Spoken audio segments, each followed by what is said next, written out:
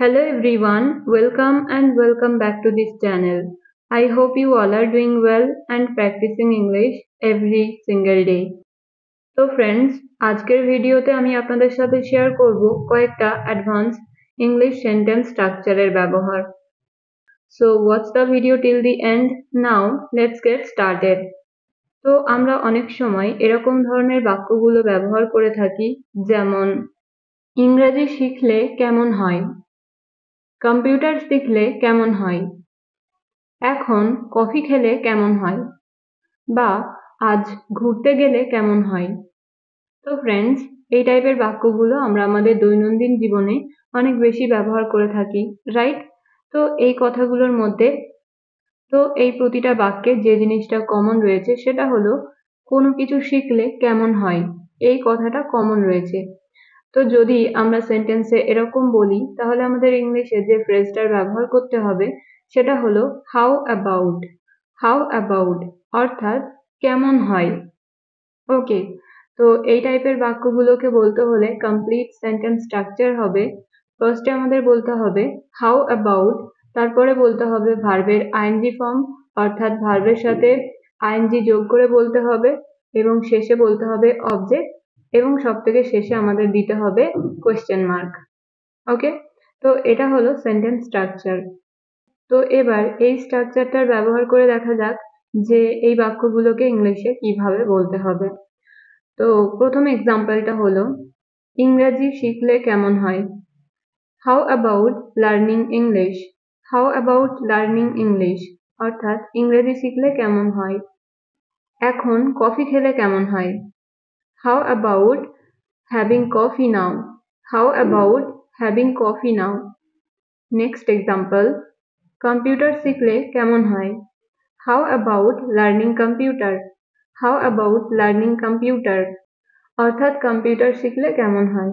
ওকে, পরের এক্সাম্পল, আজ ঘুরতে গেলে কেমন হয়। How about roaming around today, অর্থাৎ আজ ঘুরতে গেলে কেমন হয়। ওয়ান মোর এক্সাম্পল, তাকে সংবাদটা জানালে কেমন হয়। তো এই বাক্যটা ইংলিশে হবে how about informing him the news. Okay, তো ফ্রেন্ডস, আশা করছি আপনারা বুঝতে পারলেন যে কিভাবে এই ধরনের বাক্যগুলোকে ইংলিশে আপনারা বলবেন।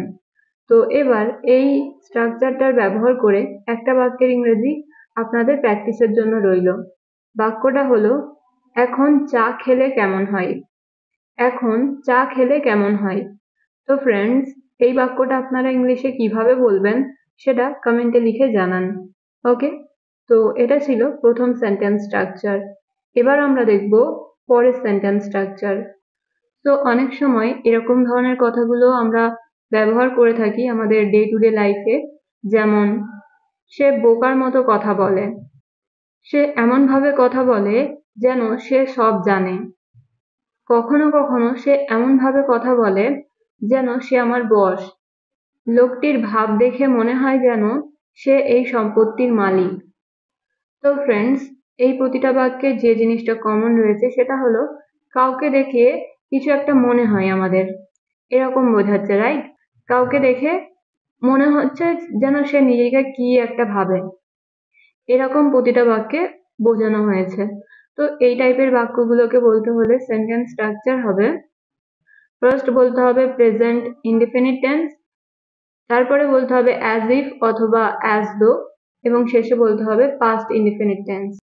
ওকে, বোঝাতে পারলাম? তো এটা হলো সেন্টেন্স স্ট্রাকচার। এবার এই স্ট্রাকচারটার ব্যবহার করে দেখা যাক যে এই বাক্যগুলোকে ইংলিশে কিভাবে বলতে হবে। তো প্রথম বাক্যটা রয়েছে সে বোকার মতো কথা বলে।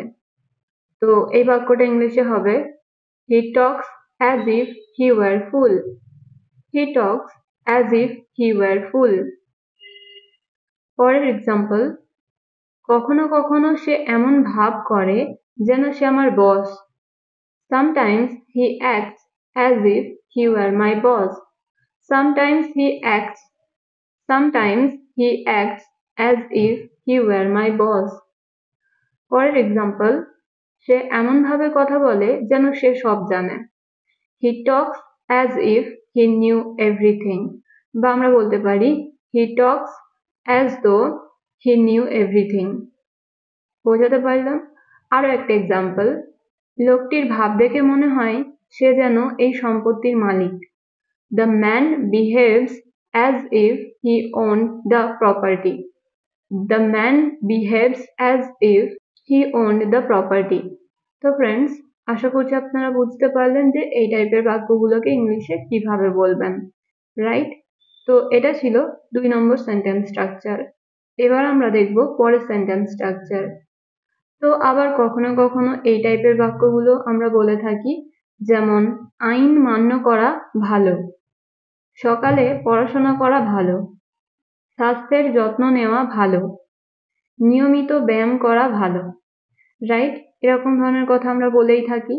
তো এই প্রতিটা বাক্যে যে কথাটা কমন রয়েছে সেটা হলো কোনো কাজ করা আমাদের জন্য ভালো, এরকম বোঝাচ্ছে, রাইট? তো যখন আমরা এরকম বলবো যে কোনো কাজ আমাদের জন্য করা ভালো, তখন আমাদের ইংলিশে বলতে হবে it is better. It is better. তো কমপ্লিট সেন্টেন্স স্ট্রাকচার হবে it is better to, it is better plus to plus ভার্বের first form plus other words. তো এটা হলো sentence structure.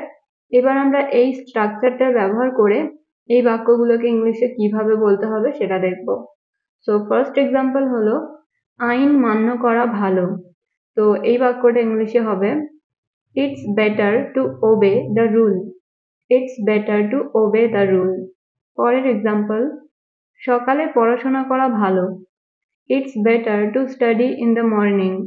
It's better to study in the morning. স্বাস্থ্যের যত্ন নেওয়া ভালো। It's better to take care of health. It's better to take care of health. অর্থাৎ স্বাস্থ্যের যত্ন নেওয়া ভালো। পরের এক্সাম্পল, নিয়মিত ব্যায়াম করা ভালো। It's better two exercise regularly. It's better two exercise regularly. অর্থাৎ নিয়মিত ব্যায়াম করা ভালো। ওয়ান মোর এক্সাম্পল, সংবাদপত্র পড়া ভালো। It's better to read news paper. It's better to read news paper. তো ফ্রেন্ডস, আশা করছি আপনারা বুঝতে পারলেন যে এই ধরনের বাক্যগুলো আপনারা ইংলিশে কিভাবে বলবেন, রাইট? তো এবার এই স্ট্রাকচারটার ব্যবহার করে একটা বাক্যের ইংরেজি আপনারা বলার চেষ্টা করুন।